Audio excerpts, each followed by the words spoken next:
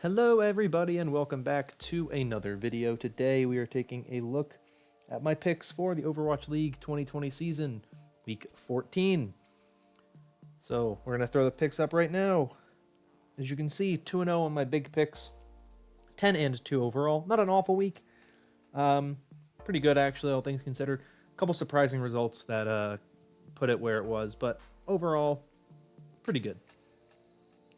So Saturday, where we got the Dragons losing to the Seoul Dynasty, we got the Dragons Dynasty matchup that we thought we would be getting 2 weeks ago. Turns out we got it this weekend instead. It was a very good series, a very good showing from the Dynasty and the Dragons. Both teams looked very good. Dynasty just able, though, to pull it out in the end and come out on top. I thought that this is where the Dynasty looked good. It's the thing that I learned, of course, is that we know the Dynasty's strength is going to be that double shield, and if double shield is going to be the best composition that can be run, they are going to excel more than they would any other time. So that is a lot of, I think, what happened for them. If in a meta where they can dictate double shield, and where everybody has to run double shield, I think the Seoul Dynasty would be a lot better. If it's not the case, it could get a little dicey. The next match on Saturday was the London Spitfire beating the Chengdu Hunters. 3-0 win for the Spitfire. Good showing from them. They didn't look very rusty. Maybe a little bit, but they looked... This weekend, the Spitfire came out about where I would have expected them to be. They beat Chengdu. I think that's a team that they should be able to consistently beat. And then they lost to the Spark on Sunday. Or not the Spark, the Charge on Sunday, which we'll get to that in a little bit. But I thought the Spitfire looked fine. I thought that they played very well. I thought they had players playing the right here. I thought Aldo looked very good on May, so it's an interesting match.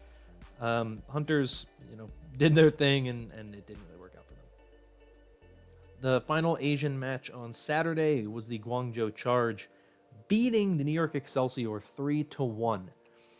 Now, this series was interesting to me. It was pretty close, all things considered. Especially for the first two maps. Charge won the control map. New York comes out and wins the Escort, I believe, was the next map type. And then on Hybrid and Assault, they kept wanting to run the dive. The Genji Doomfist dive, and it didn't work, and they didn't switch off of it quick enough, or at all, and they ended up losing because of it. I don't like what they did. To me, it looked like New York was getting very cocky and arrogant, and thinking that we're better than these guys, we can run this composition, and it didn't work, and they got put in their place, and they lost 3-1 as a result. So I think that I still have faith in New York as a team. This didn't make me think significantly worse of them. This wasn't something that made me go, oh, so New York's actually a bad team.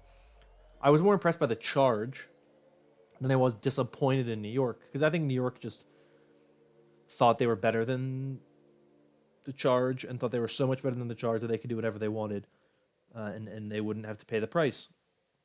Turns out they were wrong, and they paid the price for their plays, and the Charge capitalized on it. I think the NYXL should be able to recover from this. They're not looking the best in terms of overall record in this month.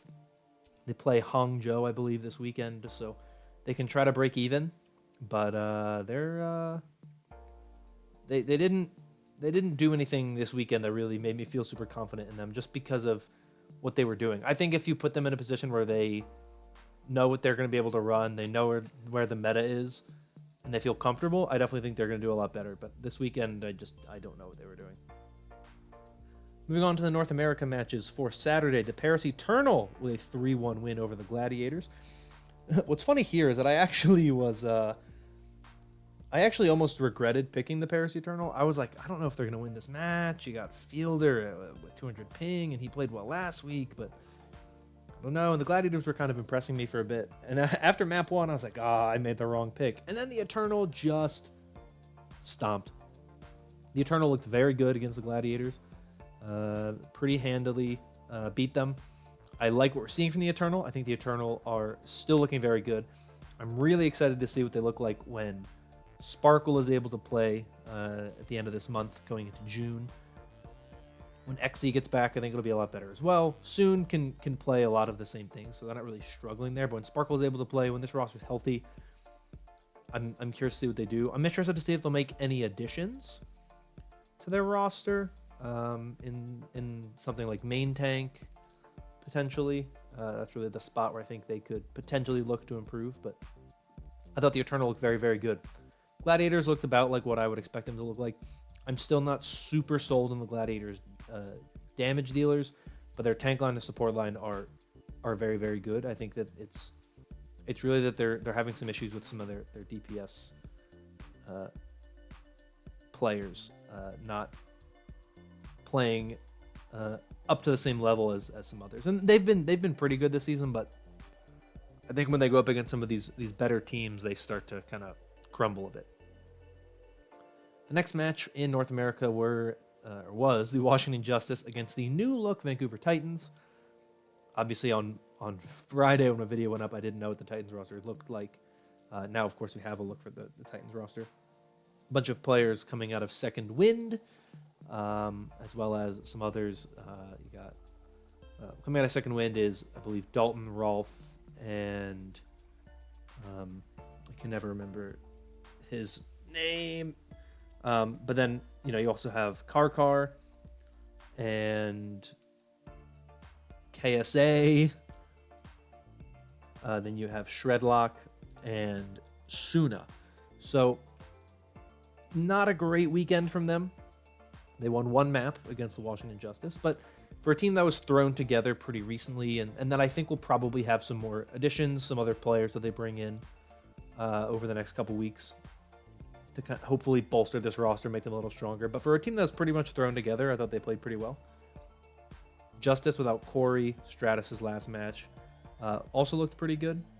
All things considered, based on who they were playing, but overall, the Justice, I think, are in a bad spot, and they really need a lot of work in the future. They're a team that does not look to be the most prepared, and they need to make some moves soon if they want to be if they want to have a chance late in the season to try to make playoffs. Next was the Houston Outlaws against the Atlanta Reign. Atlanta Reign, pretty easy win for them. Every win for the Atlanta Reign this season has been a 3-0, which is crazy. Absolutely dismantled them. Really, really, really dominant victory for them.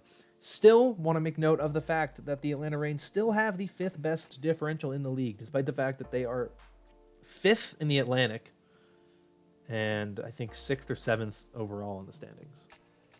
Maybe 8th. So good win from them over the Outlaws. Outlaws once again looking Muma got subbed out for hydration, which I think is a pretty telling thing. I'd imagine the Houston Outlaws try to improve that main tank position at some point, but maybe they don't. Who knows? It's an interesting team who I think are so close to being where they need to be. They just can't get over the hump that I think is in their face, and I think a big part of that, unfortunately, is Muma. I don't think they've looked the cleanest, but Dante is doing such a fantastic job doing whatever he can, and it's just a team that I think needs a couple changes here and there. But the Atlanta Reign looked pretty good, and I think they're a team who, despite the fact that they've been having a bit of difficulty recently, I think they're still looking pretty good overall.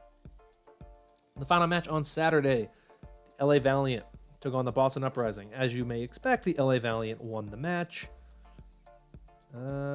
pretty handily. Every win for the Valiant puts them in a good position. They're 4-6 overall. They're definitely starting to improve. They are doing very well in terms of the tournament standings.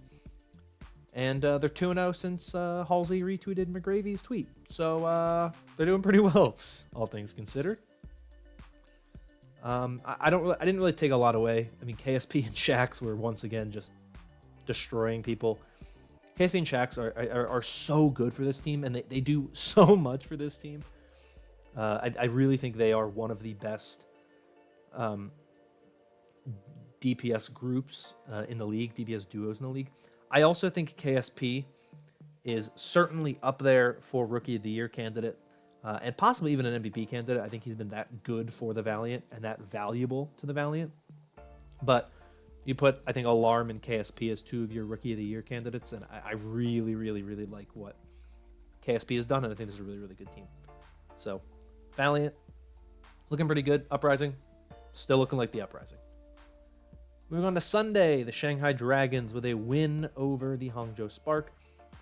I'd like to see some additions to this Spark roster, some bit of trimming and bringing stuff in. They have a lot of players who don't really do a whole lot. You know, Sasin came in for a bit while Rhea was out. So I think you could maybe try to upgrade your backup flex tank or even your starting flex tank and possibly get rid of Sasin. John, who's available, I know I've been talking about the Hangzhou Spark as a team to look at for picking up potential Vancouver Titans players. John, who I think would be a good fit for them. Haxall as well. If they wanted both of them, they'd have to get rid of at least one player. Sasin, Bazi, Otto, probably the ones who would most likely be on the hot seat. I think the Spark are so close to being very good. I think if they were to match up against a lot of the teams in North America, I think they'd do pretty well. I think they'd do well against the Gladiators, the Valiant, of course, the Titans, the Uprising, the Justice, Outlaws, Defiant, teams like that. I think they are around the level of the Eternal, the Reign, and maybe the Fuel. I think that's kind of where they are right now. But they've had such a tough schedule, and they have to play a lot of really good teams right now that they're having a bit of a rough time.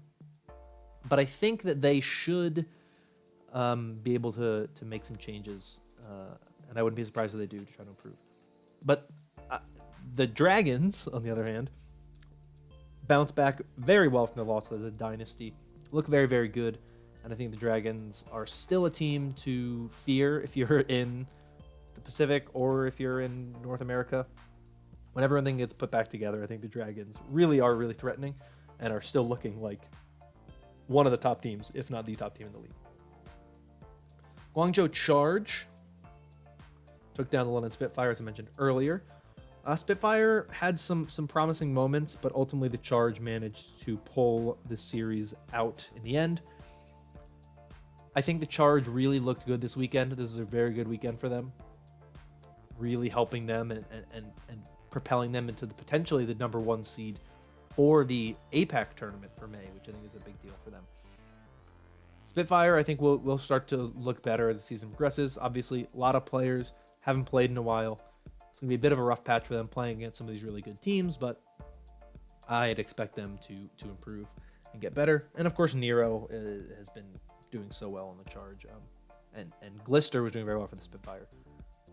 Those two players really stood out to me in that match. What might have been the match of the weekend, Dragons Dynasty was probably the match of the weekend, but the NA match of the weekend, I think, was probably this Fuel Fusion match. It was a 3-1 win for the Fusion. It was much closer than 3-1. Fuel looked very, very good. The Fuel are a team who this was the result for me that really made me say the Fuel are a legit team. They almost beat the Shock. They had a very good series with the Fusion. I think the Fuel are a team who, despite the fact that, yes, they had a 3-2 game against Houston that they barely managed to win, though once they got to map 5, they were pretty dominant. You know, they had that close result there, and they've had a couple losses to some teams where you maybe go, they're not that good. They've looked a lot better recently. Decay and Doha, when they can play Tracer Sombra, are very, very good. The loss of the Fusion didn't make me think any worse of the Fuel. I actually think a lot better of them now. Fusion, though, looked great, and I'm really proud of what we've seen from the Fusion, what they've managed to put together this season. They are incredible. They're so good, and they even teased a little bit of potentially Chipsa next weekend. I don't know. Possibly the most surprising match of the weekend was the Defiant against the Shock. It was a 3-1 win for the Shock. Very close 3-1. If not for Moth's heroics, it probably would have been a 3-2 series, going one of the ways. Who knows which. I think the addition of Cruz, or the addition of Cruz to the Defiant, is going to be a lot more impactful than maybe people realize. I personally think Cruz is just a better support player than Kellix anyway. A player that, the only reason why Paris was probably really willing to part ways with Cruz was just because of how good FD God had been playing. I think Cruz is a very good player, and there's been so much talk about the Defiant not really having that vocal leader in the locker room, or in the voice chat or whatever you want to say. I think Cruz is that vocal leader for this team, and I think his impact was felt pretty immediately. This is a team who I think is so close to being a really good team. I think this team, if this core roster stays together and they bring in some pieces to strengthen it a little bit, some more backup pieces in the tank line, I think Nevix has been good, and I think Beast has been surprisingly good as well. But I think those are the spots where I think they're struggling the most. And when the DPS don't have the ability to really hard carry, I think the Defiant start to struggle a little bit. But I think the Defiant are better than their 4-7 record indicates. They're 4-7 -5, which isn't awful. They have 3 more losses than they do wins, but they're averaging less than 2 maps lost, or less than a -2 differential for each of those matches. So they're losing relatively closely. They're not winning super big either. Their matches are pretty close. They're not often getting completely decimated by teams and then completely, barely beating teams. It's pretty average where they are. So I think the Defiant will start to improve. I think they have shown signs that they're getting better, but they just haven't quite hit where they want to get. The Shock, on the other hand, of course, are the Shock. They still look very good. No Striker this weekend. It was all Rascal Architect, and they still did very well. And, of course, as I mentioned, Moth's Heroics. Saving King's Row with a 3K boop was incredible, and this is just the kind of stuff now we expect from Moth, honestly. But it was a good series, one that really helps when you look and you see how much better the Defiant are than I think we thought they were. Final match of the week was the Florida Mayhem against the, once again, new look Vancouver Titans. Mayhem 3-0, pretty dominant. The Titans players showed some promise. They showed some good moments. I don't take a whole lot of stock in what happened in the Titans matches this weekend. You have a team that was pretty much thrown together last minute, sent to compete, and definition of trial by fire. And I think that if you look at this team, I think they will start to improve, and I think that we're going to see some more pieces added to this Titans roster to help facilitate the improvement. They also have players playing on high ping. They have players in Europe. They have players in North America. So I think once this team gets together, once more pieces are added in to kind of help bolster this roster, I think we're going to see a Titans team that I don't think we're ever going to be talking about this Titans roster as a team that's fighting, with the likes of your Dragons, your Fusion, Shock, Excelsior, even the Mayhem, Dynasty, Reign, Eternal. But I think they could get to be a middle-of-the-pack team, right? A team that's able to beat the Outlaws consistently, the Valiant consistently, the Defiant consistently. That is, I think, really what their goal should be right now. And then as, stuff begins going into next season and late in the season, kind of really improve this roster and make it a lot better. They showed promise for what we saw, but unfortunately for them, the short amount of time, only so much can really happen. That's everything that happened this past week in terms of matches. Next weekend, I'll talk about the standings going into the May tournament a little more. This weekend, I'm gonna leave this one off here. My video's been getting pretty long recently, so I'll give you guys a little break. That's everything I have for you today. If you enjoyed, consider liking and subscribing for more stuff like this in the future. Hope you're all staying safe. Hope you all have a great week, and I'll see you all in the next video. Bye-bye.